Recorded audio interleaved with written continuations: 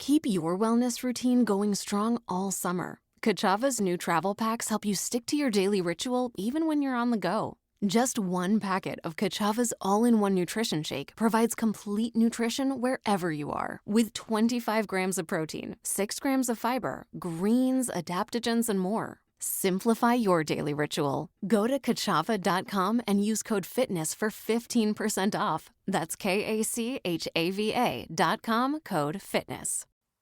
To enjoy this episode of Forensic Tales ad-free, check us out on Patreon. Patreon.com/Forensic Tales. Forensic Tales discusses topics that some listeners may find disturbing. The contents of this episode may not be suitable for everyone. Listener discretion is advised.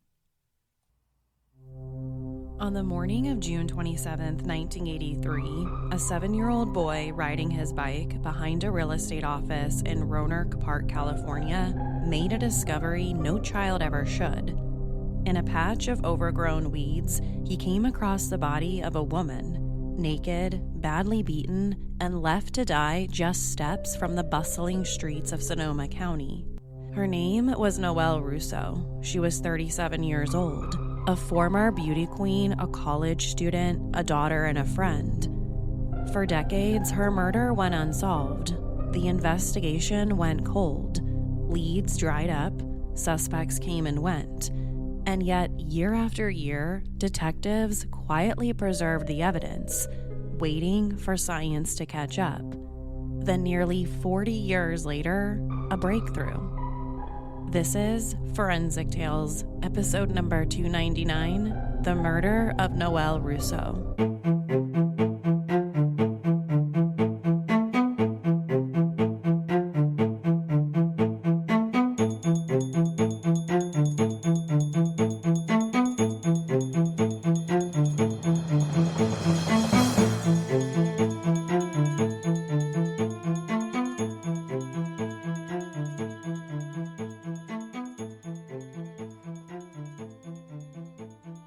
Before we dive into the investigation itself, it's important to pause and talk about who Noelle Russo was, because Noelle was far more than the way her life ended.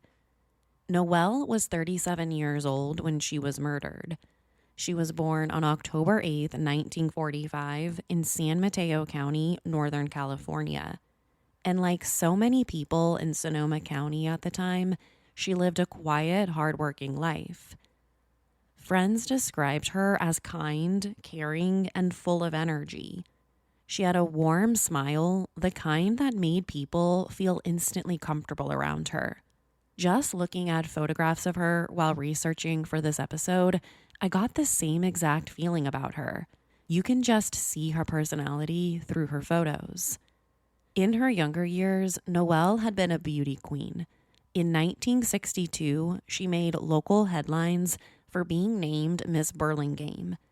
The then 16-year-old told the San Mateo Times that her dream was to become a model and that her favorite sport was dancing the twist. "I couldn't have been more surprised," she said. "I never in the world thought I'd win. I just entered to please mother." End quote. During that time of her life, she competed in several local pageants where her looks, her grace, made her stand out. But those who knew her say that beauty wasn't what defined her. It was her warmth and her spirit. In the next 2 decades, she married and divorced twice and had a son. At the time of her death, Noelle was balancing her responsibilities as a student with her personal life. She had recently started taking classes at Santa Rosa Junior College, and those closest to her said that she was determined to better herself, to work toward a brighter future. In a lot of articles I came across, most of them mentioned how great a friend she was. Dominique Espinoza, whose mother Laura had been one of Noelle's closest friends, remembered how deeply her mom cherished her. Dominique said, "I think her eyes twinkled when she looked at her. She was just a beautiful person." Even decades later, Laura still kept that photograph of Noelle with her. Dominique remembers that her mom carried that photograph until she passed away in 2019. a small but powerful reminder of how much Noelle meant to the people in her life. Noelle's story isn't just about her tragic death, it's about the community that loved her, the friends who never forgot about her, and the decades of questions that haunted those who knew her best. It's Friday, June 24th, 1983. Noelle spent the evening out in Santa Rosa. She had recently argued with her boyfriend, and like many of us do after a fight, she turned to a close friend for comfort. So that night, Noelle and her girlfriend went out together, and at the end of the evening, her friend dropped her off in downtown Santa Rosa. The plan was simple. Noelle intended to catch a Golden Gate Transit bus home. It wasn't unusual at the time. Public transportation was a common way to get around the North Bay. But she never made it home. 3 days later, on Monday, June 27th, her body was discovered. A 7-year-old boy riding his bike behind a real estate office near the intersection of Petaluma Hill Road and East Cotati Avenue in Rohnert Park discovered something that no kid his age should. In a patch of weeds not far from Sonoma State University, he found Noelle's body. She'd been left naked, brutally beaten, and discarded just a few feet away from a busy roadway. Evidence at the scene suggested she never even made it on the bus that night. Someone had killed her before she could make it home. The discovery and details of the crime shocked this unassuming Northern California community. Rohnert Park in the early 1980s was a relatively quiet suburban city, not the kind of place where residents expected to hear about a violent murder. Today, the area of Santa Rosa is a lot busier, but back then, it still carried the feel of a smaller Northern California town, surrounded by vineyards, farmland, and quiet suburban streets. The downtown was modest. Movie theaters, coffee shops, and a few busy bars. Public buses were a common way to get around, especially for students and young professionals. That night, Noelle planned to catch one of those buses home. And the fact that a child, a 7-year-old boy, made the discovery only made things scarier. This was completely out of the norm for this part of the state at the time. When people read about what happened to someone like Noelle, people who were used to leaving doors unlocked at night suddenly looked at their neighbors differently. If something like this could happen to a 37-year-old woman on her way home from a friend's house, then the same thing could happen to anyone. That's what a crime and a murder like this can do to a community. Back at the scene where the boy had discovered Noelle's naked and beaten body, the police did everything they could to collect the forensic evidence. Blood, fingerprints, you name it. The police did what they could to recover and preserve it. But we're talking about the early 1980s. Forensic science was extremely limited in what it could do. And on top of those challenges, there were no security cameras in the area, no cell phone data they could pull, and DNA technology, well, that was still years away. So even with boxes upon boxes of evidence, the case had no suspect they could actually charge. None of the forensic evidence from the scene pointed to one particular person. So when it came to how they were going to move this investigation forward, detectives from the Sonoma County Sheriff's Office worked the case the old-fashioned way, shoe leather and interviews. The first thing they knew was just how brutal the murder was. Noelle had been viciously beaten to death by what they suspected were large pieces of wood. Whoever had done this was clearly very angry. Perhaps it was someone with a personal connection to her. Detectives wondered, did Noelle have any enemies they didn't know about yet? Was someone angry at something she did or said in the days before her murder? Who would have been angry enough to beat her to death with pieces of wood? That brought investigators to the second thing they knew at the time: Noelle's last night alive. They knew she had gotten into a fight with her boyfriend. They knew she went to a friend's house. So the police centered their investigation around the people that were closest to her. They interviewed the boyfriend to see if he had a motive. They spoke with the friends she was with that night. But none of these interviews led anywhere different. The boyfriend seemed innocent. The friends had nothing to do with this. The only thing they said during their interview was that they worried Noelle might be a little too trusting of people, complete strangers even. But that was it. So all the detectives knew was that she was killed before she could ever get on the bus that night. But the question on everyone's minds: by whom? The location of the murder only seemed to raise more questions, not just because it was a relatively safe area, but because there should have been witnesses. Someone should have seen the attack. A woman is being beaten to death with firewood where anyone could see or hear something. But no one did. Not a single witness came forward. But the silence didn't mean there weren't suspects. One name that surfaced very early on and stuck with the case file was Alfredo Carretero Jr.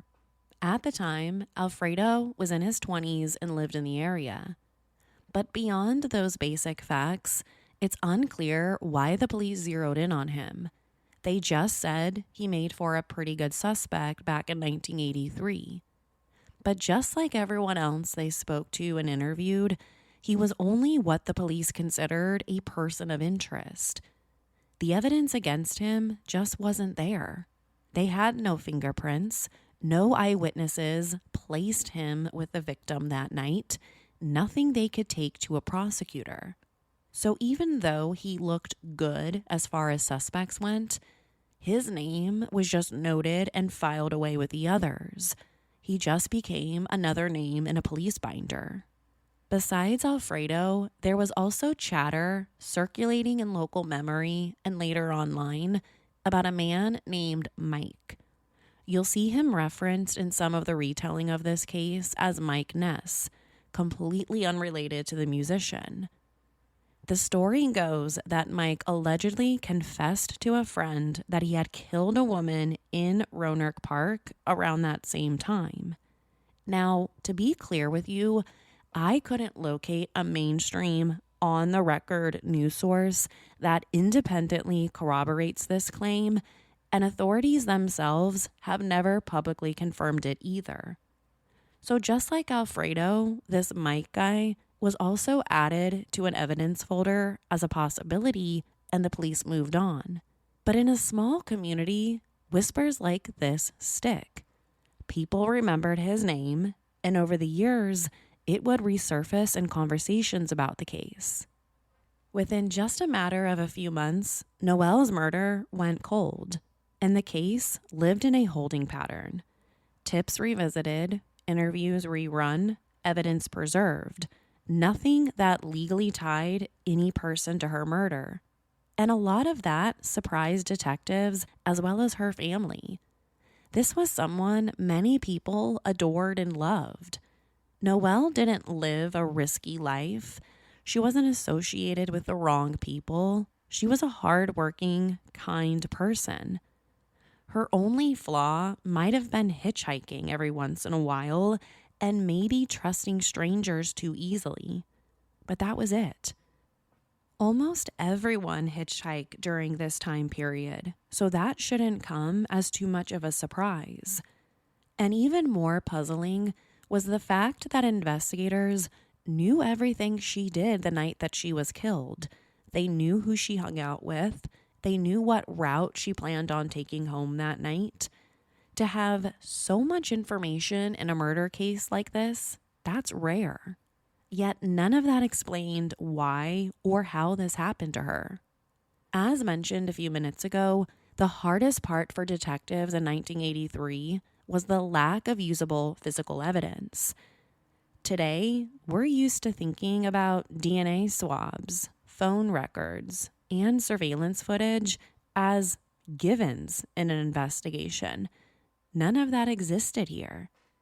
The evidence they did collect, blood samples, hair, and items from the crime scene, had to just be preserved for a future that hadn't even been invented yet. Fortunately, Sonoma County detectives had the foresight to collect what they could and preserve it the best way they knew at the time. The same couldn't be said for every unsolved murder that was happening across the country during the 1980s. For the people of Rohnert Park, the murder left them on edge for months, years even. This was a community built on the promise of safety, track homes, good schools, a university campus, families riding bikes through the quiet neighborhoods. The idea that a woman could be murdered so brutally, left in the open, changed the way people saw their town. Parents who once let kids roam until dark now insisted they stay closer to home. Young women thought twice about taking the bus alone after sundown. And while the case faded from the headlines in the months that followed, for the people who knew Noelle and for investigators, it never really went away. It's now the late 1990s. Noelle's case is still unsolved, but by this point, DNA analysis was now becoming part of almost every single homicide investigation. At first, it was crude, only able to confirm or exclude suspects if the samples were fresh and clean. When it came to Noelle's case, investigators had been working at it for almost 20 years with no luck. They still had the DNA material from her crime scene, but it had become very degraded over the years. So the tests they ran on the samples in the late 1990s weren't able to produce anything solid. But not all hope was lost. Technology kept improving, and it was improving fast. Jump forward another few years. By the mid-2000s, DNA testing was leaps and bounds better. Scientists were now developing more sensitive methods capable of pulling a genetic profile from even a partial or degraded sample. So cold case detectives in Sonoma County began revisiting their shelves of old evidence, asking, what if? Jumping forward in time again, in 2010, nearly 3 decades after Noelle's murder, the sheriff's office decided to take another hard look at her case. The department had begun investing in cold case reviews, sending items back out for testing with modern labs. If there was still usable DNA in the cases, they wanted to test it. And they had every right to be hopeful about it. Advances like STR, short tandem repeat profiling, and later genetic genealogy were starting to transform dead ends into breakthroughs. So detectives resubmitted DNA evidence from Noelle's case, and they didn't do it just once. They sent items back for testing again and again, each time technology advanced. Most of the items were sent to the Santa Clara County Crime Lab and the Serological Research Institute for DNA analysis. But for years, there was still nothing strong enough to move the case forward. It was like 1 step forward, 2 steps back after hearing about each failed testing attempt. It wasn't like there was no forensic evidence in this case. There was. But persistence was part of the process. They weren't going to let the file gather dust. This case would eventually become a great example of what it means to work a cold case, not giving up even when decades pass, waiting for science to deliver what human memory and shoe leather detective work could not. After repeated submissions over the years, forensic scientists were finally able to develop a usable DNA profile from several items collected back in 1983. And when the results came back, they pointed investigators right back to a name they had in the file from the very beginning: Alfredo Carretero Jr. At this point, Alfredo was 65 years old and living in Lakeport, California, in neighboring Lake County. But at the time of Noelle's murder, he was in his 20s and already known to investigators. He had been questioned early on, but with no hard evidence against him, detectives couldn't do anything but to label him as a person of interest. Now, science had caught up. The samples preserved for decades had finally spoken, and they spoke Alfredo Carretero's name. On October 25th, 2023, Sonoma County Sheriff's deputies, working with the Lake County Sheriff's Office, arrested Alfredo at his home. And as soon as the handcuffs were slapped around his wrists, he was booked on a charge of murder in connection with Noelle Russo's death and held without bail. The arrest made headlines across Northern California. For Noelle's loved ones, it was a moment that brought both relief and fresh grief. After so many years, there was finally a suspect in custody. So who exactly is her accused killer? To be completely honest, details about Alfredo's background remain extremely limited. But here's what I was able to uncover during my research for this episode. Public records showed that he lived in the region for years, bouncing between Sonoma and Lake counties. But what drew him into Noelle's orbit, or why her life ended so brutally, remains unclear. No one at the sheriff's office has publicly released a motive for the crime, and many of the specifics of his alleged connection to her are being kept for trial. At a press conference announcing the arrest, Sonoma County Sheriff's officials underscored what this case represented. The sheriff's spokesperson highlighted the persistence of detectives who refused to let the file go cold, and the critical role of modern DNA technology in solving cases once thought unsolvable. In their words, this case was a reminder that justice delayed doesn't have to mean justice denied. That even after 4 decades, 40 years, a preserved swab or a sealed envelope could hold the answer. Here's the full statement provided by ABC 7 News from the Sonoma County Sheriff's Office. Quote, on June 27, 1983, deputies were dispatched to a report of a deceased naked woman in the unincorporated area of Rohnert Park. The woman, who was later identified as Noelle Russo, had been beaten to death. Detectives with the Violent Crime Investigations Unit, VCI, began an investigation into the circumstances surrounding the murder. Deputies and detectives collected a significant amount of evidence during this investigation, and numerous interviews were conducted. Detectives developed certain persons of interest over the years, but no arrests were made. Through the years, VCI detectives continue to work on Miss Russo's case, and from 2010 through 2023, submitted several items of evidence for DNA analysis to the Santa Clara County Crime Lab and the Serological Research Institute. One of the original persons of interest, Alfredo Carretero Jr., was positively identified as a suspect in Miss Russo's murder based on DNA and other evidence. VCI detectives obtained a warrant to arrest him for the murder of Noelle Russo. On October 2nd, 2023, detectives arrested Carretero Jr., 65, Lakeport. Throughout this investigation, detectives worked closely with the Sonoma County District Attorney's Office.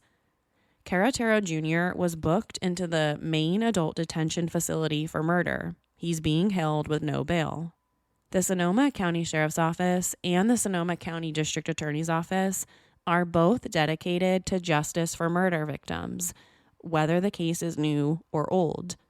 The VCI unit continues to investigate many cold cases and relentlessly pursues justice for the victims of violent crime. Miss Russo's family has been notified of the arrest and would appreciate privacy. Anyone with information related to this case, any other cold case, or current violent crime is asked to contact the Sonoma County Sheriff's Office at 707-565-2185. End quote. Even with an arrest, not every question in Noelle Russo's case has been answered. For years, there's been rumors about another man, known in some accounts as Mike Ness. According to a friend, he allegedly confessed decades ago to killing a woman in this exact neighborhood. But that lead was never confirmed publicly by law enforcement. No charges were ever filed, and it remains an unresolved thread in a story already tangled by time. Was it a false confession, a rumor that grew legs, or a genuine lead that couldn't be substantiated? We may never know. That lingering uncertainty brings us back to the larger question. What does justice look like when it's been nearly 40 years later? For her loved ones, Noelle's loved ones, the arrest of this individual has brought a mix of emotions, I'm sure. Gratitude that someone is finally being held accountable under the eyes of the law, but also grief and anger that it took this long. The pain of loss doesn't fade with time, it simply changes shape. I want to go back to the quote from Dominique Espinoza from earlier in the episode. Her mom, Laura, was one of Noelle's closest friends. This is the full quote about what she had to say about her. Quote, "She was just a beautiful person.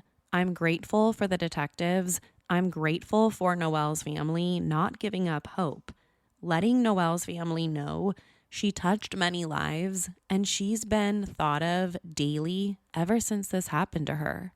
End quote. I think her words capture something essential about cold cases, that behind the boxes of evidence and DNA swabs, there are people who never stop remembering. Families and friends who carry photographs in wallets, newspaper clippings in drawers, and memories in their hearts. And it raises an ethical reflection for all of us.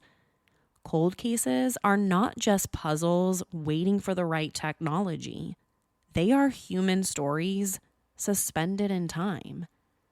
Cases like Noelle's remind us why persistence matters, why evidence has to be preserved, why we can't give up on names that slip from the headlines. This now brings us to today, 2025. An arrest has been made, but this story isn't over. The man accused in this case hasn't been brought to trial yet. So we don't have a motive. We don't have the answer to whether or not he knew Noelle before this happened. We don't have a lot of answers.